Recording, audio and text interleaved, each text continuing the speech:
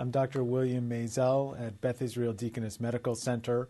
I'm a practicing cardiologist and I direct the Medical Device Safety Institute.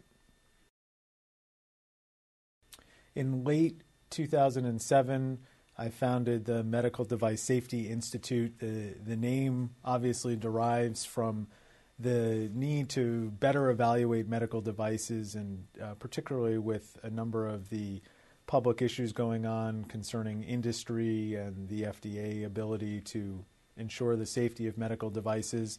The overriding goal of the organization is to provide consumers with information that they will find useful when making decisions about having a medical device implanted in them, a decision when using medical devices, and basically trying to take a different point of view with regard to medical device safety rather than a regulatory view or an industry view.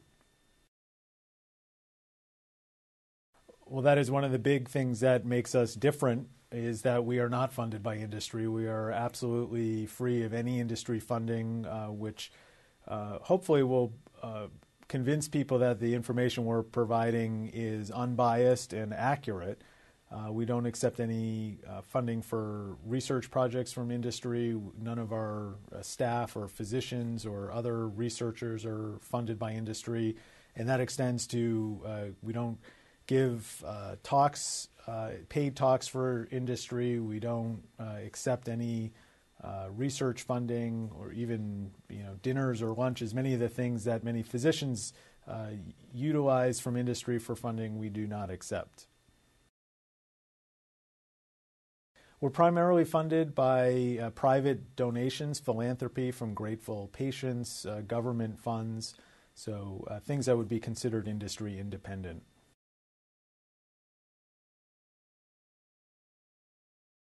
We're still a work in progress. I think the vision is that the product will be consumer-friendly information about specific medical devices.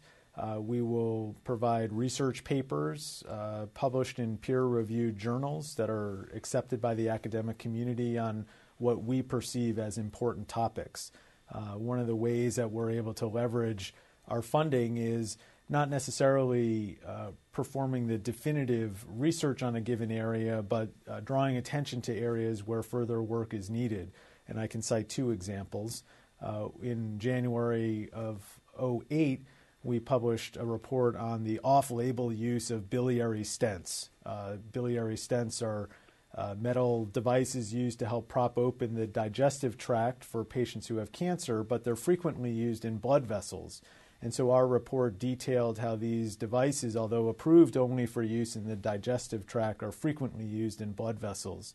And so those type of reports gain national attention, draw a lot of attention from regulators, from industry, from Congress.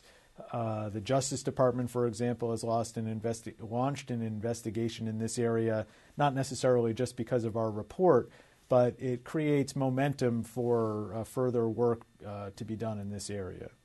Another area where we've investigated and published reports around the security of wireless transmissions.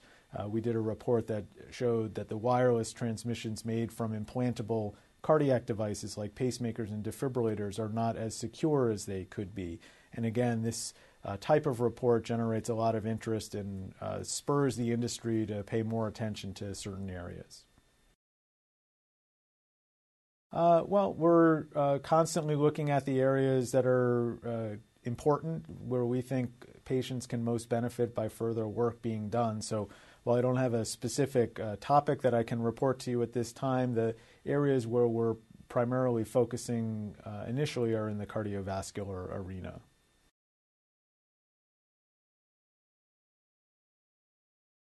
Well, I think the device section of the FDA is constantly trying to balance the risks and benefits of new technologies. And more so than drug technologies, I think devices, because the product life cycle is so short, because the time from conception to obsolescence is so short, there's the clock is always ticking, and there's a certain amount of pressure to bring a new technology and a new device to market to benefit patients as quickly as possible.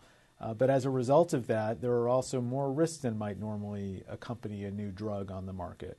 when new drugs come to market, they're well studied in thousands of patients, and that's not always the case for devices.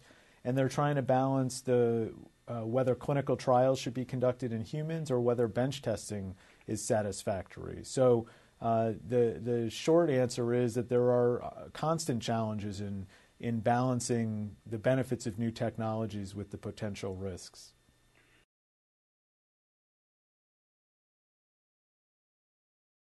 I think that virtually every person I've come in contact with personally at the FDA, meaning the scientists and the reviewers, are incredibly well-meaning, thoughtful people who take a lot of pride in the work they do and spend hours reviewing these device applications to ensure that the right thing is done. Almost inevitably, certainly for complex products, there will be disagreements among staffers. This is true, I think, within industry when they might have a product, and it's true at the FDA when there are complex technologies that come about. There are thoughtful people can disagree. And so I think the real issue is how are those disagreements handled? What is the process that's in place to handle a scientist at the FDA that may have specific concerns, and how well are those concerns expressed? Perhaps more importantly is the perception, meaning the American people and consumers need to have confidence that the FDA has their back, that the FDA is doing the right thing and looking out for them. And so undoubtedly the congressional investigations and the Obama team and whoever the new FDA commissioner is will sort out these allegations, and we'll find out more about them. But in many respects, the damage has been done because just making the allegations undermines the confidence that American consumers have in the review process.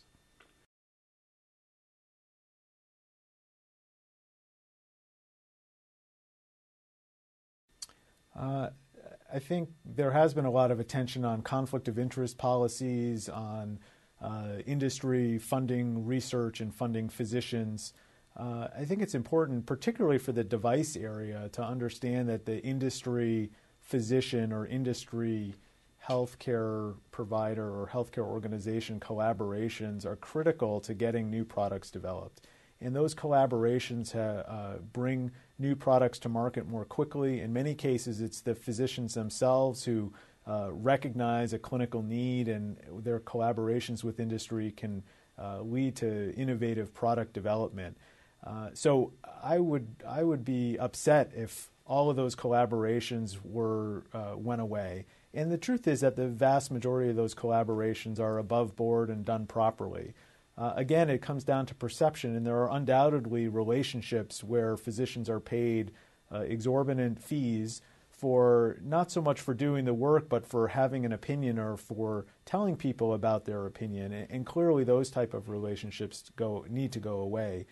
The other issue is that there's a lack of information for the consumer about the products and about the differences between the products. It's amazing to me that if you were to go buy a car or go to buy a camera, you would go online, you'd read about the different models, you'd get information perhaps about reliability or cost or maintenance, but it's impossible to do that for a medical device, for life-sustaining medical devices. So in many respects, the patients, the consumers, are a little bit left out in the dark. They're helpless in their ability to navigate these life-changing events and these life-changing purchases, and I think that really needs to change.